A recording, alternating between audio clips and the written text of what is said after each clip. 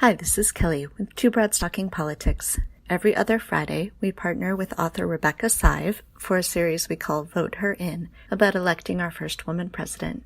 If you like this series, you can find it online at twobroadstalkingpolitics.com/voteherin. You can also find these in our regular feed on Apple Podcasts, Google Podcasts, Spreaker, Stitcher, SoundCloud, Spotify, and everywhere you find podcasts. Enjoy!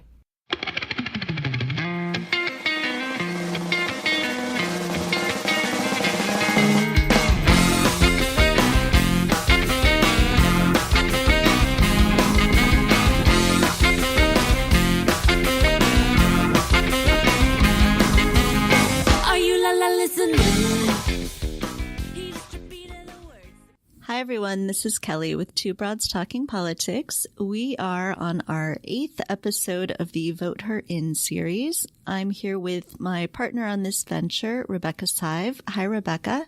Good morning.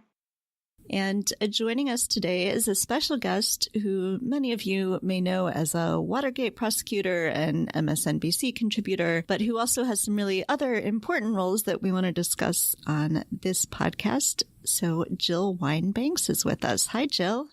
Hi, Kelly. Hi, Rebecca. Hello. It's a pleasure to be with you. Yeah, I got to say, my mom, who does not always listen to the podcast, gets really excited when I have an MSNBC people on. So she was like, "You're going to talk to Jill?" So welcome. Oh, thank you. I'm so glad that people are listening to MSNBC. I just wish more people who listen to Fox would listen and at least get both points of view.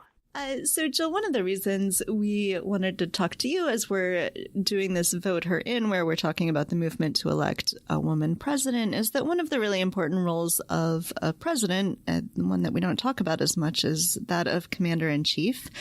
And you were the first woman to serve as General Counsel for the Army. So I wondered if you could talk a little bit about that role and stepping into that as a woman, what that was like, and sort of what the world of the military is like.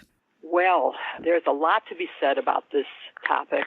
At the time that I became General Counsel, which was during the Carter administration, so it's a long time ago, women were just being integrated into the military academies and into basic training. We were also in the process of, for the first time, opening many of the military occupational specialties, which are the basic job classifications in the military, to women. And it was such an interesting time. I really got to watch how the integration happened. I got to watch the performance of women. And more recently, fast forward to in the Obama administration, I served on a commission, Pentagon commission, looking at sexual assault in the military, and got to visit a number of bases of all the different services, and to serve on that committee with active duty military, mostly generals, and to see the progress of women. And I just want to point out one or two things that I observed in this more recent time, and that was during the testimony we were taking, one panel of 6 generals came in, actually 5 generals and 1 admiral. And unlike in the days when I was there, where there was the only general until we abolished the Women's Army Corps, which was through legislation during my tenure, their only generals who were female were the head of the Women's Army Corps and the head of the Nursing Corps. That was it. So when these 6 top-ranked officers came in, and all except 1 were female, I almost burst into tears. I was so, I just can't tell you the emotional reaction I had to seeing that progress. And then when I went to the Air Force Academy in Colorado, the superintendent of the academy was also a woman. And these are now 3- and 4-star ranked officers, something that in the old days there was only the 2 positions, and they were 1-star positions. So it's really, we've come a long, long way, and it's all really good. The gender of an officer is not the relevant factor. what we learned in the integration process in studying them was it is the intellect and the strength of each candidate, whether they be male or female. And many women outperform the men. So on this matter of, it being qualifications and perhaps unrelated to gender, and I know, Jill, you and I have spent upwards of a few decades, we agreed with Kelly we wouldn't necessarily dwell on that. But the fact of the matter is that it's, as you point out, there's been such a shift from the Carter era to today. It's also the case that there's a perception issue, and as we've been discussing on Voter In, the issue there is, can a woman be president? And the fear that many people have, we believe unjustifiably, that she doesn't have the skills and the presence and, ideas to lead. And so first and foremost is this idea of being commander-in-chief. And I'm wondering whether you can talk about the kinds of qualities we ought to look for and say that these women have who are running for office, that in fact they are suited to serve as commander-in-chief based on what you saw among, the generals you admired and the other work you did subsequently. Well, let me first say that one of the things we looked at in trying to make the progress we made was creating gender-neutral qualifications for each job, things that had to be performed. So if you wanted to be a radio operator, you had to carry 100 pounds. That wasn't to discourage women. That was just because that's what the radios then weighed. Right. And if you wanted to be an operator, you had to carry it. And I think the same is true now, where almost all MOSs, military occupational specialties, are open to women. They are open in a way that people with the right qualifications, there are men who can't carry 100 pounds. They can't be a radio operator either. Our current commander-in-chief has no military experience, so military experience certainly is not a disqualification to being president. But having leadership qualities, which both men and women have, are important. I was very impressed. I grew up in the Vietnam era and did not have a favorable opinion of military officers until I got to know them and got to work with them in the Pentagon. And then I saw how smart, how capable, and what good leaders they are. I actually went to both Annapolis and West Point to observe leadership training classes, because having just witnessed the Watergate episode and having seen a total lack of morality and leadership in the White House and among the top aides in the White House, and having seen what I consider to be unbelievable organizational skills and leadership among the military officers I was now working with, I wanted to see whether it was something that could be trained or whether people who got into the academies had those skills to begin with. And my conclusion is, yes, people selected for the academies have very good leadership skills to begin with, but they also are trained. They learn to be leaders by becoming active in leading. And all of the candidates now, both the men and the women, although I have to say I don't know in detail, all 23 of the Democratic candidates have much more leadership capacity than is needed to be president. There is not a single woman in that race who isn't qualified.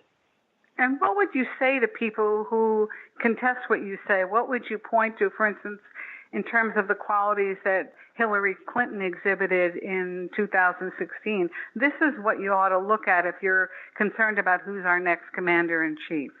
Well, looking at Hillary Clinton in both 2008 and in 2016, and I have the privilege of having gotten to know her through the American Bar Association prior to her running for office. I know how capable she is. I know her intellectual capacity. I know her ability to analyze and do critical thinking, which in today's warfare is much more important than any other capacity. The decisions that generals and the commander-in-chief have to make are really getting information from all kinds of sources, evaluating the accuracy of the reports, making sure you're not being misled by phony information, and making the right decisions. And I saw that in Hillary Clinton. I certainly see it in the candidates who are now running.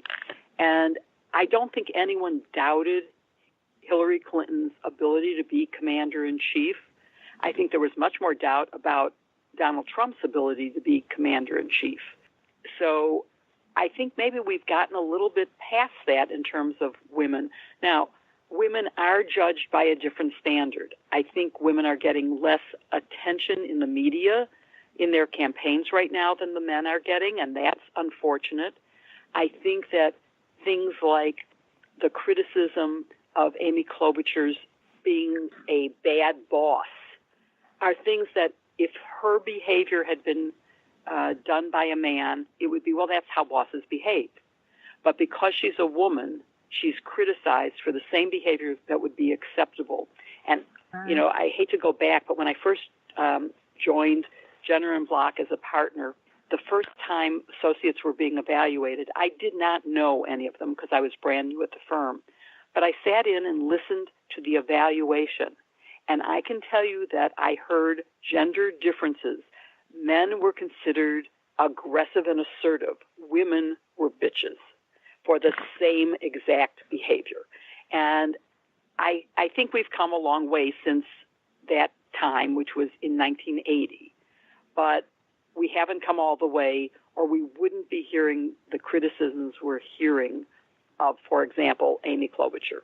Or the disproportionate coverage, which has been, it's not just a perception, it's been documented. Yes, and that was what I was referencing when I said they aren't being fairly covered. Exactly. And that, of course, hurts in terms of their credibility. It hurts in terms of their fundraising. So it's not just a minor difference. You know, when I first started practicing law, I was always the only woman in the courtroom. This is in the days before judges were women and defense lawyers were women. And I had to be very careful to make sure that the jury saw me as a credible opponent and as someone they could trust and rely on. And I had to be careful of little behaviors from defense lawyers in the beginning and other lawyers after I went into private practice that were intended to make me look less credible, to demean me in front of a jury. And it could be little things like a man holding my elbow as we approached the bench, which I would, you know, basically poke him in the ribs if he tried, because that's the kind of behavior that makes you look less credible to a jury. And the jury has to accept you as authentic and credible. So the same thing is true for women. And I think that as more and more women become bosses and leaders of men, men will get used to it. As more and more men's wives and children are leaders, they will learn that they have to accept that leadership. And the leadership style can be different. Women don't always lead in the same way that men do. In the military structure, there is a leadership style that is essential because there's no questioning from below. There's no collaboration. It is a top-down structure, and it works. As I say, I came away with a very high degree of respect for military leadership. So do you think this is a little bit of speculation, but this idea that women are viewed different than men when they're in leadership roles? You know, we're in this sort of unprecedented time right now of executive overreach and collaboration, between the executive and judicial branch that obviously shouldn't be there. Do you think that a woman as president, let's say we do elect one of these women who are running to be the president, do you think that they're going to be judged on sort of a different scale? You know, looking at their presidency, looking at the kinds of things they're doing. We saw as Secretary of State, how Hillary Clinton was investigated and attacked. And, do you think that same sort of thing is going to happen if we elect a woman president? Well, the attack on Hillary, I don't think was solely because she was a woman. it was because she was a Democrat. And the Republicans have dropped any pretense of bipartisanship in governing. And they did the same thing to Obama. And I don't think that was because he was not white. He is a male, but I think it was because he was a Democrat, and the Republicans have taken the position of anything they want, they can't have. So, yes, Hillary was attacked, but again, I'm not willing to say that hers was because of gender. I'm also not willing to say that only a woman can represent me. I think there are men who get the women's issues and who can represent me.